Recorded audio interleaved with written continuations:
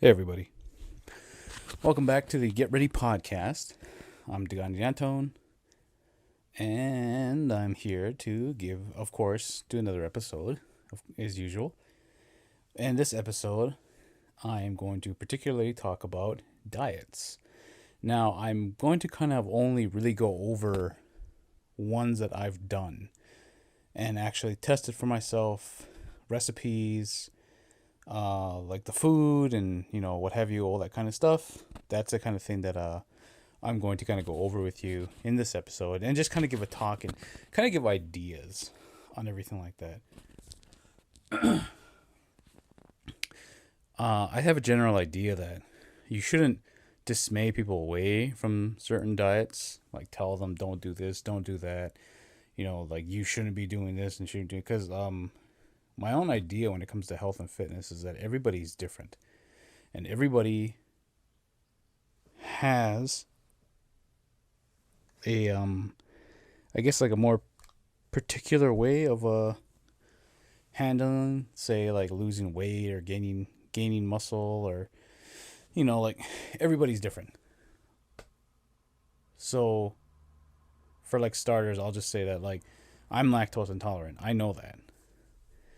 I can't have a lot of dairy, and I just took dairy pretty much out of my diet anyways. And I've been off of dairy for maybe about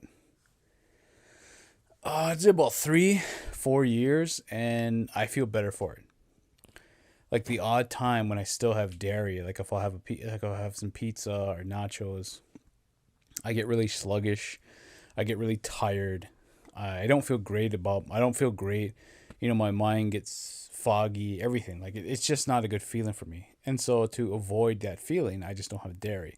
And there's a lot of great dairy options out there. There's a lot of things you could look into that you don't have to eat dairy. I mean, there's lactose free items like Greek yogurt, or you can just go buy coconut yogurt.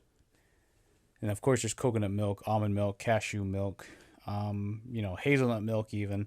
There's all these different alternatives to milk. And I don't know. I don't know a lot of people that just drink milk anyway, so I don't recommend it particularly, but if it works for you, then it works for you. So that's what I'm trying to promote, is like you don't be shy about trying something. So now let me go over the few diets I've actually done in the past. I've done at different times in my life. I didn't start one, go into it, and then immediately go in, go out, like jump in constantly. Gave myself maybe a couple months off and then did another one. So like for starters, I did the first one I remember trying was I went vegan. And I'm going to say that now I can't particularly be vegan myself because I've done it for a couple weeks, and by the end of the weeks that I was doing, I started getting like very upset stomach. I was testing all the things out. I was making sure that I was trying to get in all the vitamins. I wasn't going into these blind as much as I was doing as much research, like, because if you're going to go off meat, what are you going to lose? So then I had to sub it with another item, and instead of just saying, well, just protein, carbs, and fats, like, what can I get out of that?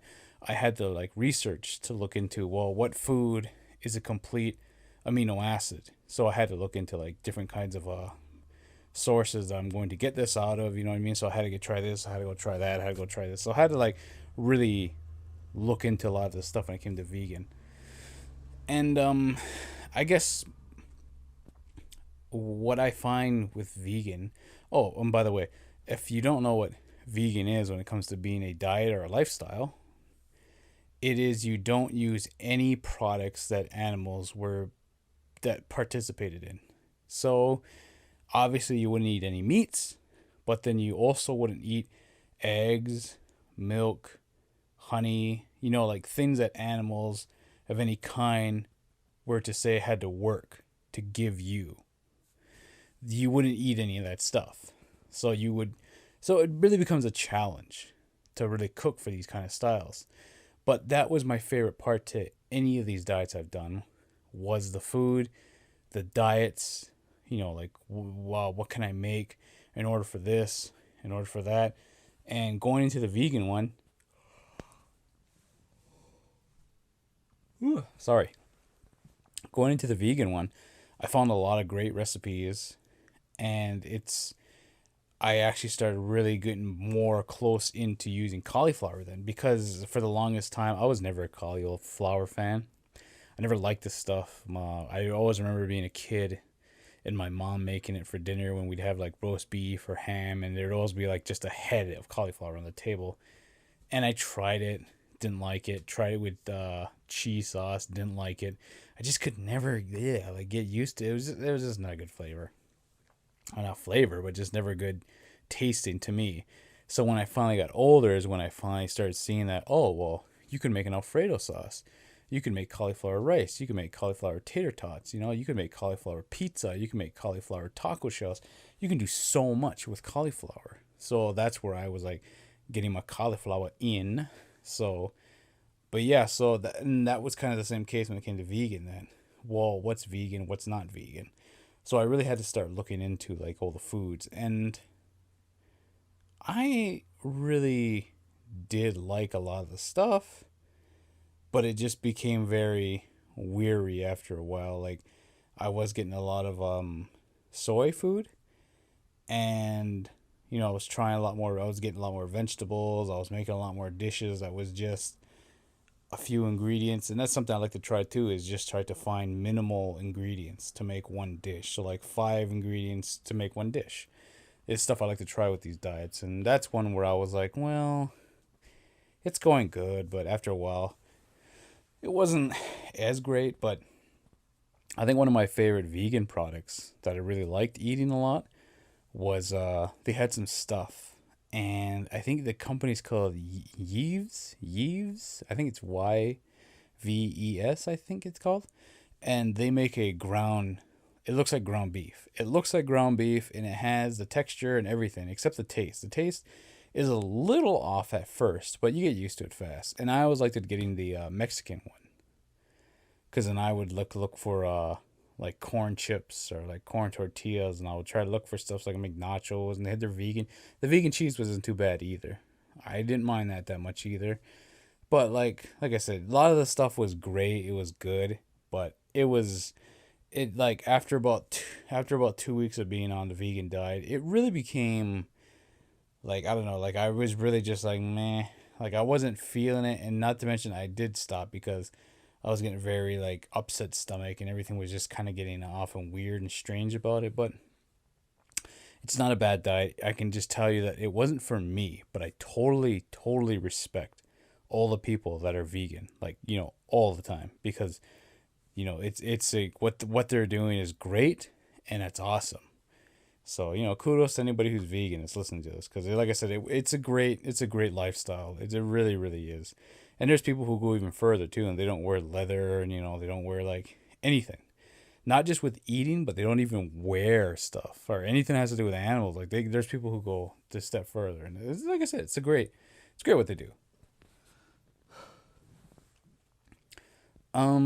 So let me tell you a little bit about more of I think it's called intermittent fasting. And the idea behind it is, I guess, like, more or less, you're not really eating for a certain amount of time. Kind of very calorie restricted. To say, like, you'd have a time limit. So, there'd be like cycles between a period of fasting and non-fasting. I guess you could say it, right. Like, you would be fasting for a certain amount of time. Like, let's put it this way: when you go to sleep at night and you sleep for 8 hours, you're fasting basically, because you're not eating anything. 8 hours, you're fasting. That would be considered part of fasting, is sleeping. So, I mean, intermittent fasting, it can produce weight loss, and it gets good for a long term calorie restricted. So like the longer you do it, the better the results is what they say. And I gotta say, I didn't mind it, and your body really has to get used to it. I did that one for 2 weeks as well, and there's nothing really special specifically with the diet. I mean, there can be, but like it's better to always ease yourself in. So I try to always eat lesser meals. I guess like before I get into the part. Well, let me just explain. So I was doing 11 o'clock to 10 o'clock. So that's about 11 hours. I'd fast for 11 hours. That's also pretty much including my sleeping. But then I started bumping it to 12. So I'd have 10 hours. I'd have one 10-hour window of eating, and that's it. And now some people say that the goal to this is to get to 8 hours, and there's some people who say they do six. Some people do four. I can't remember the name of the team off the top of my head, but I've heard of people that's a group, and they only eat 1 hour in the entire day, and they're insanely shredded. Like they're just ripped to the bone. Like, but I don't know. Like, I don't know if we know. I mean, I guess you can say we do have long term. We do know the long term effects already, because there's a lot of people from the times before us that would go long fasting because of food rations that would run out or something. So, but it's just strange to me. Like you're forcing yourself to eat only for an hour, but they're there, so there's nothing you can say. But an odd thing. So the intermittent fasting, like I said, there was nothing really particular with the diet, like food wise.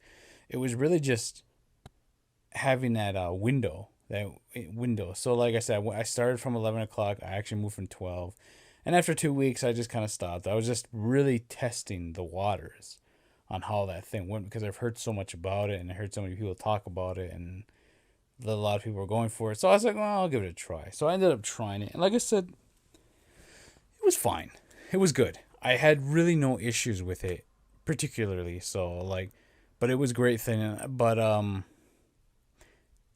I can see where people can really get used to it. Like after a while, because like the three greatest things, if you're gonna do it, the three best things that I could recommend doing with intermittent fasting is in that period, like let's say you went to sleep right at 10, so right when it was your window's over, and say you got up at 6 or 7, so I don't know, you got about 8 hours of sleep.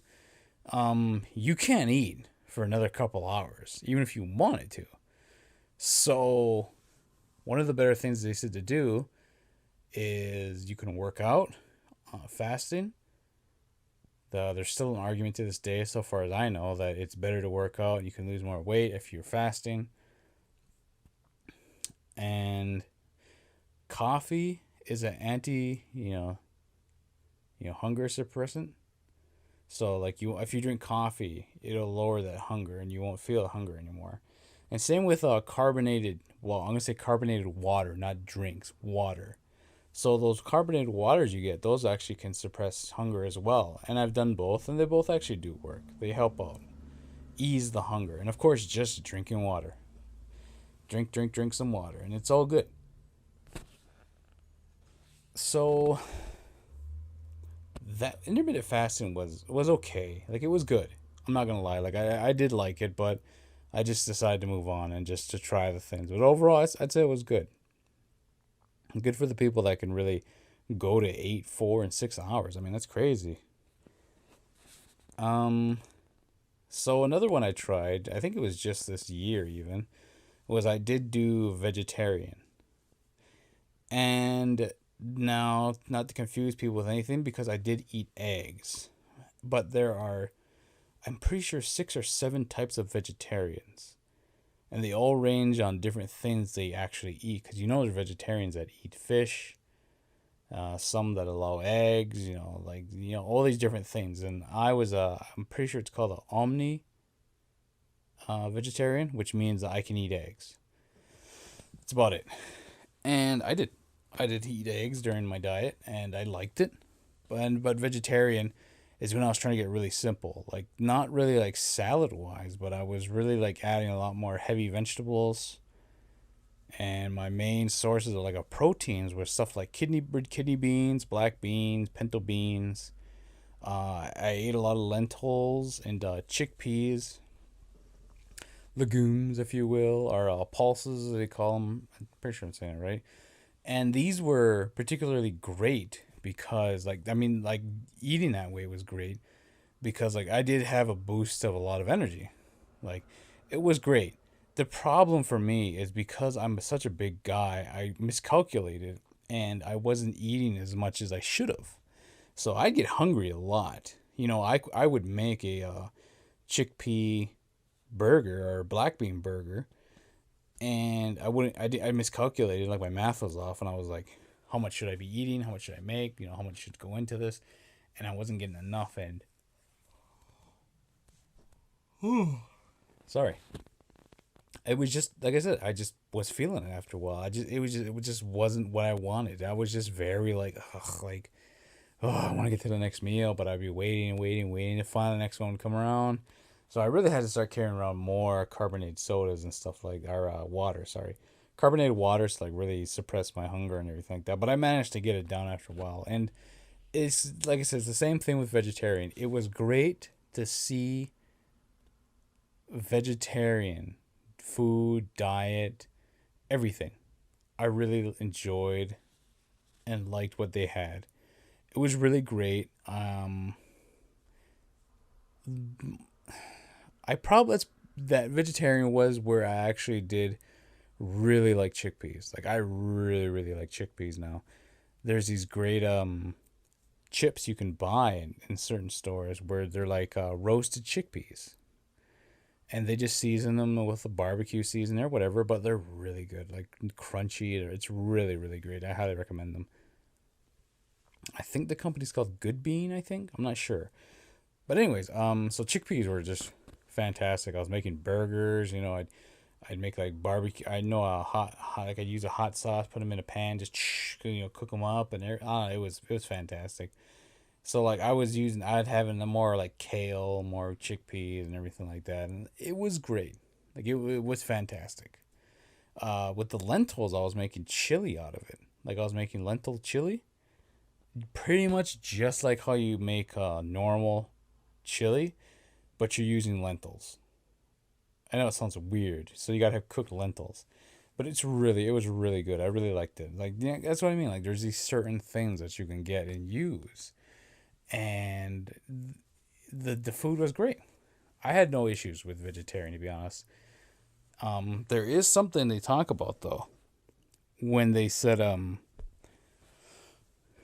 the first week of being a vegetarian, I forgot what they call it specifically, but they say a lot of vegetarians get depressed. Like when you first start, there's that first week, and they say there's a depression that kicks in, and it's not really anything particular. It's just you get a depression, and it was strange to read about. But I was like, well, let's see what happens. I'm all about experimenting because I want to know what food does. Like I want to know how this food reacts to me, like and through me to my other people, since I am First Nations. Now, when it came to this, I was like, I didn't really experience it good, which is a good thing. But it was also very strange at the same time to really, not to say the least, it was a strange turn of events to really get into. I'm so sorry. I keep yawning for some reason. Anyways, so with that, I was like, well, what else we got? And I started learning more and more and more. And to be honest, after the 2 week mark with vegetarian, I enjoyed it. I actually didn't mind vegetarian that much. I ended it on a good note. Nothing was bad. Nothing was wrong. Everything was good and everything was fine. It was overall a good experience. I liked it and it was great. So now, I just really recently finished the ketogenic diet. And the ketogenic diet, for anybody who doesn't know or is interested in it, it's a high fat diet, meaning that it really relies on a lot of fats in order to like in order for it to work, like your diet. So it would, I don't know, to say the least. It was very interesting to really like go into it because I've always heard about it. I mean, it's a high fat diet. There's adequate amount of protein and is low carbohydrates, like really low. I've even heard the term that people say a true ketogenic diet has no carbs in her, none whatsoever, and it's a lot, you know. So I mean, it is a good diet because there's a lot of good stuff coming out of it. Like there's a lot of good things that people are talking about, brain about, and explaining, and I don't think there's much of an issue. Like I don't really have an issue giving up a lot of things, and this diet really was extraordinary, to say the least. Like what I had to go through to like really get into it was not that bad as much as I thought it was going to be, because there's a part of me that thought that this diet was going to be very harsh on me, and it wasn't. But at the same time, I don't know. Well, let me just explain a little more, I guess. It's a diet that promotes the metabolic format of ketones in the body. So it causes the body to use fat rather than carbohydrates as its principal energy source. Meaning the more fats, like the more balancing out the fats you do, the better that it's going to work and help you cut weight and lose weight. And fats are very high in calories, like very, very high, whether it's nuts or oils or anything. So you really have to balance that out when you're going into this. Your macronutrients, meaning your protein, carbs, and fats. The fats are going to be obviously on a scale like of 100%, 80 to 85% is going to go directly to fat in the diets, like foods. And then the other parts, like usually 5 to 0% is going to be carbs, and then the rest is going to be protein. So it's really hard to like pick out what you're going to use, what you're not going to use, and everything like that. Like I said, it was a very interesting way to look at things. I mean, I don't know any other way to say it, but it was a very well, I don't know. Let's just talk about the food. I feel like I was going in circles there. Sorry about that. Let's just talk about the food. Now, of course, when people talk about the ketogenic diet, one of the major misconceptions they hear is, oh, you can eat all the bacon you want, you can eat burgers, you can flatline the cheese on everything like that. But the truth is, you still have to match that fat content in these. So a lot of times people have like full cream, like a medium burger. So like you can get all that fat out of there when you eat it. Steaks, you got to get like sirloin cuts or T-bones with the bone on there and everything like that to get the fat. You want a lot of fat. That's the whole point of this diet. You just need and you want a lot of fat for those ketos to work and help you lose that weight.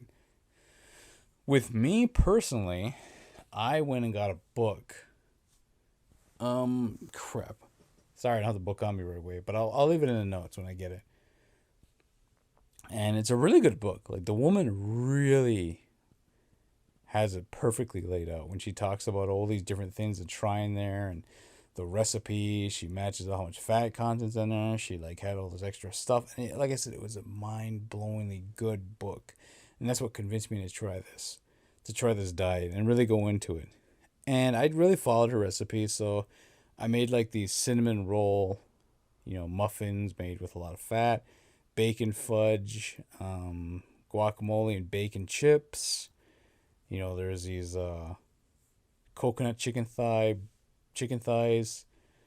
There's this lemon thyme gravy on a pork chop. There's really good food that she had. It was fantastic. Like I said, I really liked it. It was great stuff. But it was just, at first you're feeling great because you get to eat all this. You're excited. After a while, it just gets a little tiresome, to be honest. To eating this stuff all the time, all the time, all the time. And I never truly did get used to it. I was very like, oh, I gotta eat this again. Oh, I gotta eat this again. Like, I was feeling that way. I really was like, oh man, this again. Why are they feeding me this kind of stuff? And it was not the greatest, but hey, it still worked. So that was my issue with all that. When it came now, one of the things too they talk about with the ketogenic diet is there's a thing called they call the keto flu that your body could fall into, and you'd be able to easily just just come across and sorry once again, and you end up getting sick. And the keto flu is just like the flu. You get symptoms of everything that you can get from the flu. Now, for me, I felt it a couple times after about maybe midway through the first week, so about the fourth or fifth day, I was feeling pretty sick. But I managed to get through it, and it wasn't that bad. So, which is one of the things that say contributes to the keto flu is previously how dependent were you on carbs? And I don't think I really was that much because I do eat a lot of protein no matter what. And that was pretty good because I managed to get away with it without getting too sick. So that was okay. But overall, I thought the diet was really good learning experience for one thing. Because as always, as I've repeated in the last few diets, I always loved the food part. Like just to understand more food. Getting into like learning about this uses this uses that. And when it came to this diet, I had limit to no carbs, no carbs whatsoever. I still wasn't really eating a lot of dairy because I was subbing all the recipes with coconut milk and coconut cream and stuff like that. So it was an extremely strange diet, but it did really get me start to thinking about being more grain free or gluten free almost. Being very particular with the kind of grains that you're going to eat. You don't want those refined, crappy kind. So that was part of this thing that I took a learning experience from when it came to being on the ketogenic diet. Not because I wasn't eating really any carbs whatsoever, anyways. And usually when I do, it's like sweet potatoes or oatmeal, steel cut oats, stuff like that. So I had a really rough time with the really rough time near the end of the diet, and I just didn't think it was for me. Like what I always say, find what works for you, and what works for you, keep doing it because it's working for you. And if you feel good on it, and your vitals are great and everything's fine, then do it. Who cares what somebody's telling you not to do or not what not to do? Because they don't know. They don't know about the diet like you do, and that's what's better. And that's what I did with this one. Like I said, I tried it out. I found it okay at first, but then after a while, I was like, yeah, I'm not feeling this anymore. And I was done with it in the end. It wasn't that bad, I guess, but at the same time, it kind of was. Just near the end. I don't want to say anything bad about ketogenic because, like I said, it does work for a lot of people. For me, it particularly didn't, because even my workouts were horrible, like really horrible. Like I can tell the difference that my body, I'm not strong. Like I wasn't strong at all. Like I'd go work out and the lifts that I would normally do, I couldn't do it really at all. Like it really was a struggle, and I think it was because I had no carbs. And I didn't feel bad. I just was weak. Like, and I think that maybe that was a side effect. I don't know, but it was just a part of it. I didn't enjoy. I really didn't enjoy going to the gym and not being able to lift what was normal for me. Wasn't at that time. So that was pretty much a lot of that when it came to the ketogenic. But if you want to try it, I highly recommend getting the book, and I will put it in the link in the description so you can check it out if you want. But it was great. Like I said, I don't look at any of these and say they're a waste of time or what wasn't a waste of time or what was or anything like that, because all of these are learning. Like I love to try to understand food and not just read about it, but really actually study it by eating it, looking into it, just trying what I can. And this was a really great experience. These few diets, lifestyles, whatever you want to call them, they are really great to like just learn about. And it was, I took away something from all of them. Like there is vegan food I still like to eat. Same with vegetarian. Same with also same with keto. There's a few keto dishes I'd like to keep on, and that's just because I've tried them. I know what they're like. They're good. There's no reason to not give these a try. And intermittent fasting, maybe I'll try it again sometime. But as for now, I just that one time was good. It was great. But overall, I honestly think when it comes to these diets, I think everyone else should give them a try if you really want to. Don't just think about them. Give them a try, but don't fall into the trap of just thinking that, oh, I'll just jump into it because I have a few meals in mind. You don't want to get stuck into a position where you're going to force yourself to break the diet because you're bored, you don't have the food right now, or this or that, or making up all these excuses so you don't have to do it anymore. Just find a way to really connect to it and get to it to understand it better. Because these diets are, they're always going to be around no matter what. And the ones I'm trying are the ones that are proven to be better. Like they actually have real things behind them. Because there's some really stupid diets. I mean, the cabbage soup diet, that's stupid. Because you're just getting malnutrition. You're not even getting anything out of it. You're literally just killing yourself. And there's people who've died off of that. So let's just be real with certain diets. There's a stupid diet called the Hollywood cookie diet. I don't know if anybody remembers that, but there was like 3 cookies that you'd eat in a day or something like that, and they were like giant cookies. Or you really want to like just be careful with what you're like trying to do. I don't know, like that's what I mean. Like if you're really gonna try one of these diets, really be careful on something that you're actually going to like do or not do. Because I was like, when you hear some of these diets, they're pretty bad. But overall, I just want to say that the food aspect of all this was my most favorite part, and I highly recommend that you guys try some of these in order even just to get more. So I think I just want to let people know that it is really an interesting kind of way to look at these things. That I know everybody struggles with weight loss, or they have to start eating better. So they have diabetes. They have to change their diet, heart disease. People get heart attacks. When something bad happens, you have to change your diet, and it's not. Well, I guess I'll change it little by little. No, you have to really change it.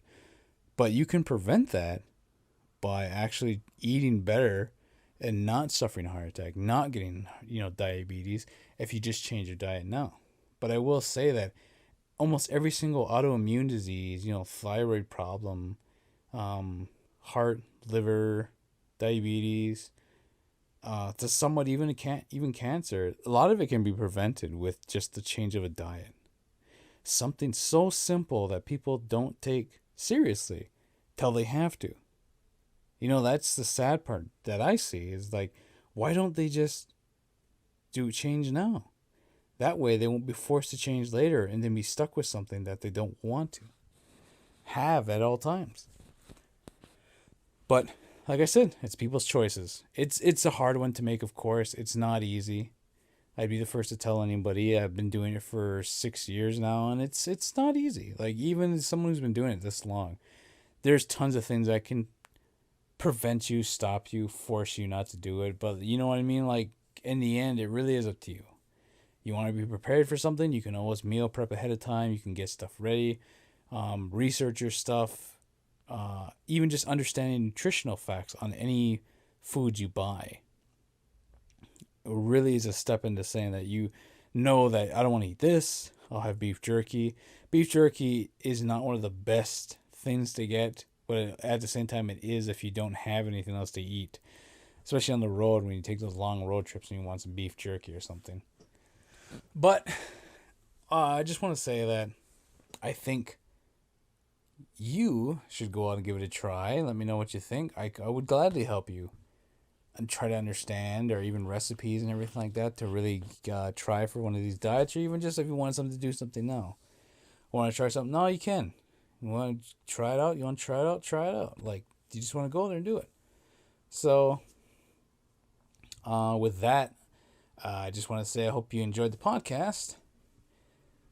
Get Ready Catering. I'm always there for anybody who needs their catering needs. And I'll put the description of the podcast how to reach me. If you want to be on the podcast, get a hold of me. It's easy. All you got to do is drop me an email or give me a call. Put that in the links below. And you can just look up everything you want. So, my friends, I hope you enjoyed the podcast.